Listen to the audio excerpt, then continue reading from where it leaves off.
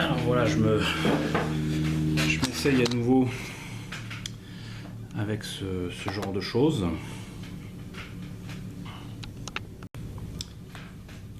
C'est un ruban de masquage.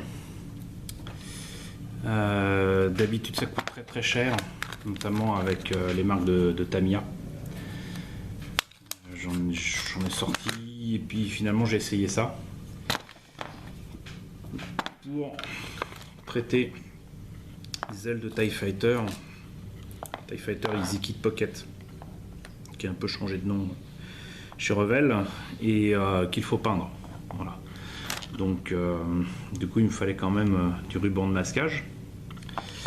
Et ça à Action c'est pas cher du tout, c'est 2 ou 3 euros je crois le rouleau. Et le seul truc à savoir, c'est que en fait il faut éviter de toucher la partie collante du ruban. Si possible, prendre avec des bruxelles ou quoi, pas comme je fais là. Par contre, vraiment l'utiliser sur son tapis de découpe. Et là, utiliser autant que faire se peut sa réglette, sa lame et les trucs gradués pour pouvoir faire une forme qui puisse convenir à cacher, voilà, pour pouvoir peindre ensuite.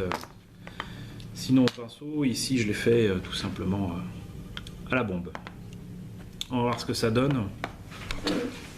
Hop là. Ça a été placé. Hein. Donc j'ai utilisé tout simplement des baguettes chinoises pour jouer les supports et pouvoir tenir tout ça pendant que je peignais. Ça m'a pris un petit temps, hein, quand même facilement 2-3 épisodes de Firefly que je suis en train de me refaire sur Netflix. Donc ça fait quand même 2 heures de masquage.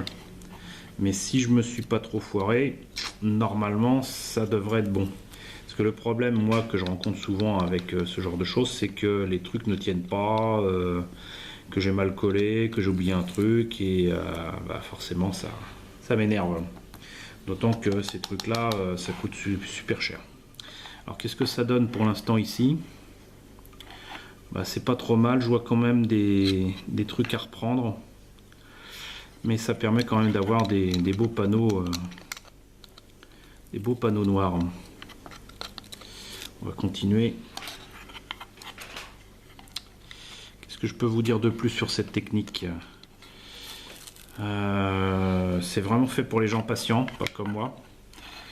Là vous voyez, là la peinture a dépassé. Typiquement j'aurais dû peut-être en mettre 2 couches, mais franchement c'est lent. Et j'ai fini par adapter. Oui tiens, un truc que j'ai fait, c'est que même si ça met à rude épreuve le côté collant de ces rubans, qui sont pas réutilisables, hein, pour le coup, et que c'est fait justement pour éviter de trop coller sur la surface ici déjà peinte. J'utilise de toute façon un outil en bois pour aplatir et améliorer l'adhérence du ruban sur la surface. Ici j'ai utilisé cet outil de sculpture, mais ça aurait pu être justement une autre baguette ou un cure-dent. Le cure-dent c'est très bien. Le cure-dent est votre ami, je ne le répéterai jamais assez. Le cure-dent est l'ami du maquettiste. Là vous voyez, ça c'est génial, ça par contre. C'est en une seule pièce. J'ai enlevé, pouf. Le résultat là il est parfait. Donc c'est certainement une question d'habitude, de prendre sur soi, mais je déteste ça. Et je trouve au contraire que ça ne fait que compliquer la vie, mais c'était surtout l'aspect très cher du ruban de masquage de Tamiya qui me retenait. Si j'ai accès à du bon ruban de masquage violet comme ça de chez Action, je vais certainement m'y mettre un petit peu plus systématiquement. Et ça serait quand même génial que ça fonctionne. Bon, là j'ai du noir à reprendre un petit peu là. Mais sinon, vous voyez, voilà. Peint à la bombe. Les panneaux sont noirs, le reste est bleu, ou plus ou moins. Et c'est largement suffisant pour ce qu'on en fait. Par contre, les pièces ici étaient avec des grappes qui étaient énormes. Je les ai traitées avec du papier de verre gros grain. Et pour aider, j'ai utilisé un jouet d'enfant. Je crois que ça ressemble à un bout de bois comme les caplas. Et ça m'a permis de poncer la pièce. Je vais faire ce qui reste et je vais vous montrer ce que ça donne.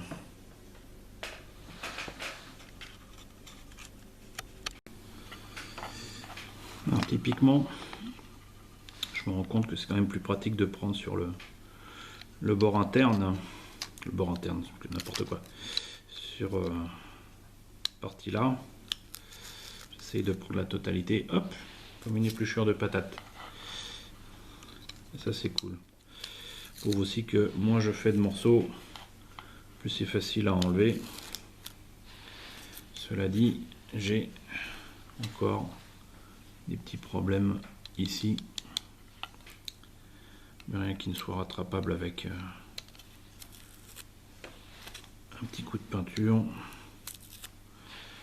C'est juste qu'avec autant de travail de masquage, autant de temps passé dessus, on aimerait bien quand même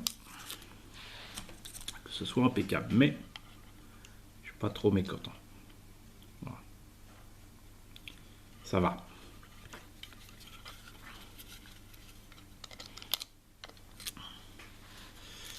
Hop. Avec la lame, je peux passer en dessous et pouf. Parce que ça peut arriver aussi, on peut oublier. Enlever ça. On peut oublier des rubans de masquage. Ça m'est arrivé sur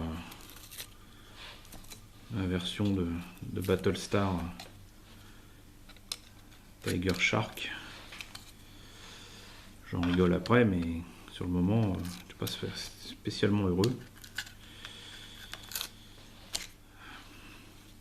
Heureusement, j'avais pas mis de décalco dessus. C'est le genre de travail qui est indispensable malheureusement sur des maquettes comme celle de Star Trek par exemple. Beaucoup moins sur les kits de Star Wars.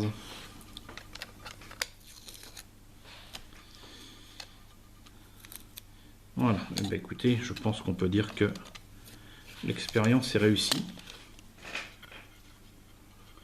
On a là quand même deux panneaux solaires de TIE Fighter, version Easy Kit Pocket de Revell, qui s'en sort pas trop mal.